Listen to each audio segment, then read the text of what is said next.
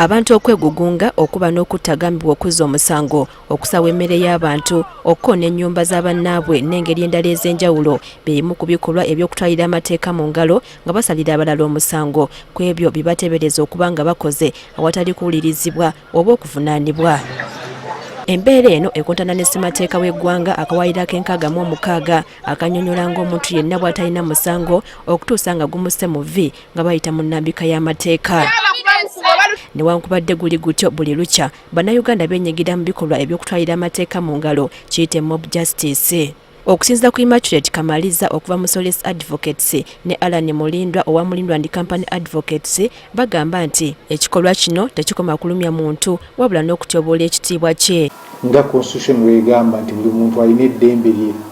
So okuvoola eddembe ly'omuntu nga article 23 ya constitution weegamba obeera ozizza not only a criminal offense bw'obeera ng'okoze ebikolwa ebyo naye n'omuntu abaasa okutwala mu mbuga z'amateeka. Okutwalira amateeka mu ngalo kiviira ddala ku muntu oyo akuma banne omuliro ne bw'aba nga ye teyeenyigiddemu mu kulumya kwonna ekikola ky'okubaguliza ku balala kimutwazisa mu nkomyo. Example omuntu nze wenjogera nti ono mubbi mukuba abantu ne bakkuba ne bakutta. Nange kennyini looli yange mu maddayo y'omuntu. Amateeka gajja kuguulako omusango okutta madda. Omuntu wabeera nga mwasoti nze tujja kuteekako omusango causing grievous bodily harm. Mu kaseera ng'omuntu atuusibwako obulabe etteeka terisosola ku kikyakoze ekiviiriddeko omuntu okufa oba okulumizibwa n'amufujjidde eddusu naye aba avunaanibwa. Bw'okeera enkya ng'omuntu alina endwadde ze nga mulwadde n'omukuba oluyi n'afa tujja gamba nti namukubye bukubi luyi. Because there is also inciting violence yabeerawo nga yeenyigiramu nnyo ng'agamba mumukube mukole ki n'asakanya era naye kati omusango guba gulina omukwata. Ng'oggyeko abo abeenyigidde butereevu mu kusalira abalala omusango n'alabye ekikolwa kyonna eky'okutwalira amateeka mu ngalo n'atategeeza bakulembeze mu bwangu naye aba n'omusango. Naye nga buli muntu abeera mu vicinity awo kubanga n'etteeka likakatikako bw'olaba abantu nga batta omuntu nawe wennyini olina okulopa omusango.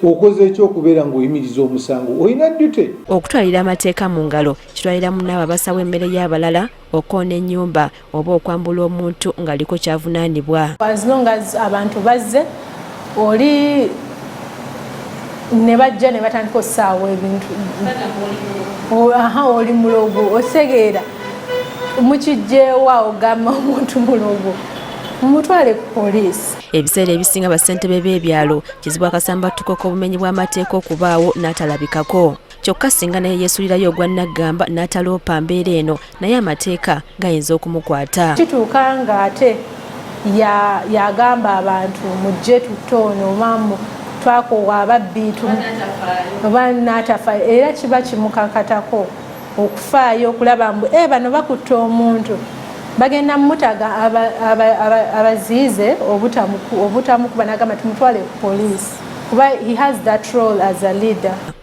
Omusango gw'okutwalira amateeka mu ngalo gugwa mu biti bibiri omuli ogwa civil oba engassi ne criminal oba ogw'ekibonerezo kati okufuna obwenkanya akoseddwa oba ab'eŋŋanda baddembe okuddukira mu mbuga z'amateeka okwekubira enduulu. Omuntu bw'aba afudde gwe kennyini abaddewo oba akirabye osobola okugenda n'oloopa omusango oba aba relatives be basobola okugenda ne baloopa oba ne poliisi yennyini eyazze esobola okuinitiatinga omusango. Naye kati waliwo emisango gye tulaba nga gya naggomola ng'okutta omuntu eyo madda girina kugenda mu high court oba n'oluusi ne ssente z'oba okuleminga ng'omuntu gwe basoltizi kubanga bajja abantu ne bamenya faamu yo nga sente nyingi olina kugenda mu high court kubanga ssente z'oba osaba ziba nyingi.